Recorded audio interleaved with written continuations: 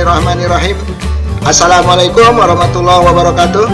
Alhamdulillah, kita ucapkan kehadiran Allah Subhanahu wa taala yang mana masih diberikan kesehatan, keimanan agar kita dapat melaksanakan aktivitas sebagaimana biasanya. Selawat beriring salam kita ucapkan kepada junjungan kita baginda Nabi besar Muhammad sallallahu alaihi wasallam.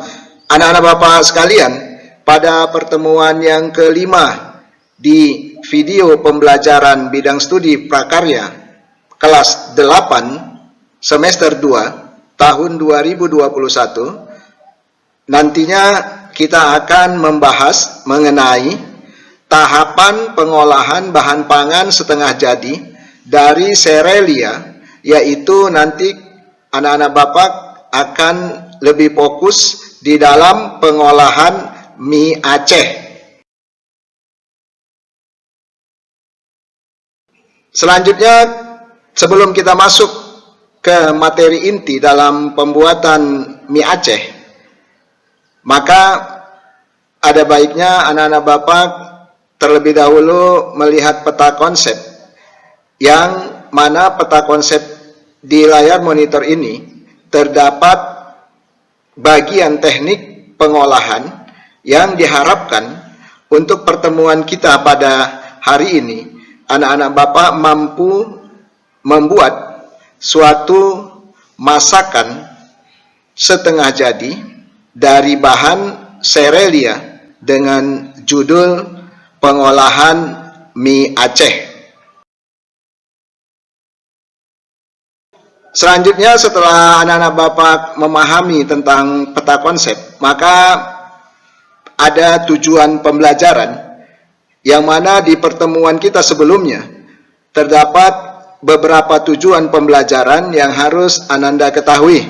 Tetapi untuk pertemuan kita yang kelima melalui video pembelajaran kali ini, Bapak akan fokuskan hanya satu tujuan pembelajaran, yaitu membuat, menguji, dan mengkomunikasikan suatu karya pengolahan pangan khas wilayah daerah setempat yang dibuat dari bahan pangan setengah jadi. Jadi, tujuan pembelajaran kita pada pagi hari ini adalah membuat suatu pengolahan bahan setengah jadi dengan judul pengolahan mie Aceh. Anak-anak Bapak sekalian, masuklah kita ke materi inti di pembelajaran video kali ini. Pada bagian A, perlu anak-anak ketahui terdapat tahapan-tahapan pengolahan bahan pangan setengah jadi dari serelia, yaitu pembuatan mie Aceh. Anak-anak Bapak sekalian, berikut ini ada beberapa contoh tahapan-tahapan dalam pembuatan bahan pangan setengah jadi dari serelia, yaitu tahapan yang pertama adalah di bagian A, perencanaan, di mana perencanaan ini harus kita mampu untuk mengidentifikasi kebutuhan yang ada pada konsumen. Setelah kita identifikasi kebutuhan dari konsumen, maka tahapan di perencanaan ini adalah kita akan masuk di perencanaan fisik, yaitu penyediaan alat dan bahan. Selanjutnya di bagian yang B, yaitu pelaksanaan. Setelah kita merencanakan, maka kita akan melaksanakan. Terdapat persiapan-persiapan yang harus kita lakukan. Pertama adalah persiapan bahan-bahan apa saja nantinya yang akan dibutuhkan dalam pengolahan mie Aceh. Setelah kita persiapkan bahan-bahan, maka kita akan persiapkan alat-alat. Alat-alat apa saja nantinya yang akan kita pergunakan sebagai media dalam pengolahan mie Aceh.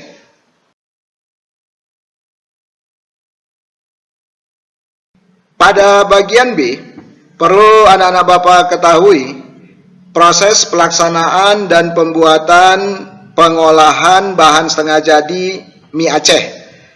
terdapat beberapa persiapan bahan dan alat yang akan diperlukan secara lengkap agar proses memasak pengolahan mie Aceh dapat kita laksanakan dengan baik dan cepat. Adapun bahan-bahan yang akan dibutuhkan dalam pengolahan mie Aceh adalah sebagai berikut. Yang pertama adalah mie kuning dengan ukuran yang agak besar. Yang kedua adalah daging cincang secukupnya atau udang yang sudah dibersihkan dari kulitnya pada bagian kepala dan pada bagian badannya. Tinggalkan kulit pada bagian buntutnya. Yang ketiga adalah tomat dicuci bersih dan dipotong-potong sebagai potongan dadu atau potongan-potongan yang kecil. Yang keempat adalah toge. Toge dibersihkan pada bagian buntutnya atau pada bagian belakangnya dan pada bagian kepalanya. Di layar monitor, anak-anak Bapak bisa melihat lanjutan bahan-bahan dari pengolahan mie Aceh. Yang kelima adalah daun bawang yang sudah dicuci bersih, kemudian dipotong halus. Yang keenam adalah daun seledri atau daun sop, dicuci secara bersih, kemudian dipotong secara halus. Yang ketujuh adalah bawang putih 1 butir atau 1 siung, dan bawang merah 3 butir atau 3 siung, dikupas, kemudian dicuci, dan diiris-iris dengan halus. Tetapi kebutuhan daripada bawang merah dan bawang putih disesuaikan.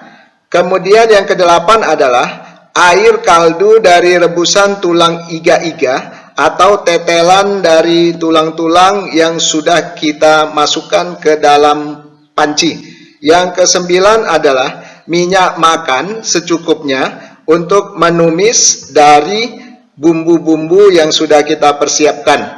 Yang kesepuluh adalah garam dapur secukupnya untuk perasa gurih bagi konsumen yang ingin mencicipi. Yang ke-11 adalah kecap asin secukupnya untuk perasa gurih agar konsumen lebih merasa aroma-aroma dari kecap asin tersebut. Di layar monitor anak-anak Bapak bisa melihat terdapat gambar alat-alat untuk pengolahan mie Aceh. Di bagian sebelah kiri ada Ananda lihat sebuah wajan atau kuali yang nantinya berfungsi untuk menumis bumbu-bumbu yang sudah disiapkan.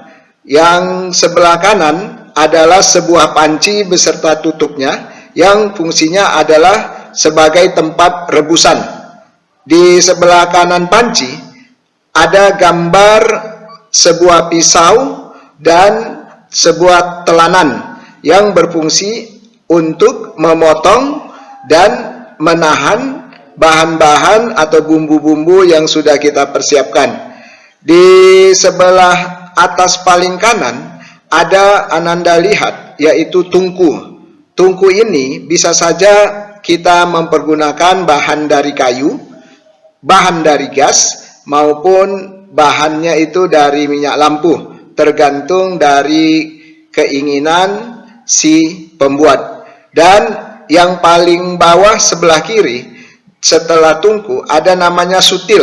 Sutil atau spatula yang berfungsi untuk mengaduk bumbu yang ada di dalam panci. Kemudian di sebelah spatula ada namanya cobek. Cobek itu adalah gilingan untuk menghalus bumbu-bumbu yang akan kita satukan. Dan di sebelah cobek atau gilingan ada yang namanya baskom yang berwarna biru, berfungsi untuk tempat media, menampung bahan-bahan sebelum dimasukkan ke dalam kuali atau wajan. Dan yang terakhir di sebelah kanan adalah 2 buah piring beserta sepasang sendok dan garpu. Jadi Di gambar layar monitor, anak-anak Bapak bisa melihat terdapat beberapa alat-alat yang nantinya akan dipergunakan dalam pengolahan mie Aceh.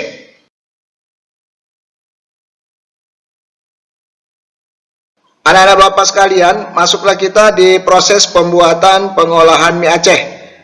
Yang pertama adalah anak-anak Bapak harus mempersiapkan sumber api yang akan kita pergunakan. Boleh dari gas dan boleh dari kayu atau arang. Setelah itu anak-anak Bapak mempersiapkan tulang atau tetelan tulang yang sudah kita cuci bersih, kemudian kita masukkan ke dalam panci, direbus untuk diambil kaldunya. Langkah yang ketiga adalah anak-anak Bapak mempersiapkan timun yang sudah dikupas kemudian dipotong, tetapi boleh juga timun tersebut tidak dikupas, langsung dipotong. Yang keempat adalah kita harus mengiris bawang bombay dan seledri agar nantinya kita bisa menumis pada kuali atau panci. Langkah yang kelima adalah kita harus memotong bawang putih yang dicincang beserta tomat yang dipotong-potong berbentuk dadu dan daging yang sudah kita persiapkan dicincang. Langkah yang keenam adalah panaskan minyak, kemudian masukkan tumis bawang putih, daging cincang, dan tomat. Langkah yang ketujuh adalah masukkan udang yang sudah dibersihkan jika suka dan masukkan tumisan-tumisan yang lain. Di langkah yang ke-8 pada layar monitor adalah masukkan bumbu yang sudah digiling dan tunggu sampai matang sehingga nanti akan menjadi lebih memiliki aroma yang menarik. Di layar monitor, pada video pembelajaran prakarya kelas 8 kali ini, anak-anak Bapak bisa melihat lanjutan dari proses pembuatan mie Aceh. Setelah kita melakukan penumisan di langkah yang ke-8, maka kita masuk di langkah yang ke-9, yaitu tambahkan kaldu yang sudah kita rebus di dalam panci secukupnya. Di langkah yang 10, masukkan dengan cepat toge, mie, dan daun bawang beserta seledri sesuai dengan kebutuhan. Di langkah yang ke-11, anak-anak Bapak perlu menambahkan kecap asin dan garam secukupnya, kemudian diaduk secara merata. Di langkah yang ke-12, anak-anak Bapak bisa melihat di layar monitor, tutuplah wajan selama lebih kurang 1 atau 2 menit agar panas yang ada dari kompor itu akan lebih merata. Dan di langkah yang ke-13 adalah anak-anak Bapak bisa melihat aduk semua bahan yang ada di dalam wajan atau kuali secara cepat dan merata. Dan di langkah yang terakhir adalah langkah ke-14, angkat mie yang sudah kita aduk secara merata, kemudian dipindahkan pada piring saji yang sudah kita persiapkan. Perlu anak-anak ketahui bahwasannya langkah-langkah ini tidak mutlak seperti ini, tetapi inilah gambaran secara umum dalam proses pengolahan mie Aceh, tergantung dari si pemasak atau si pembuat dari mie Aceh tersebut.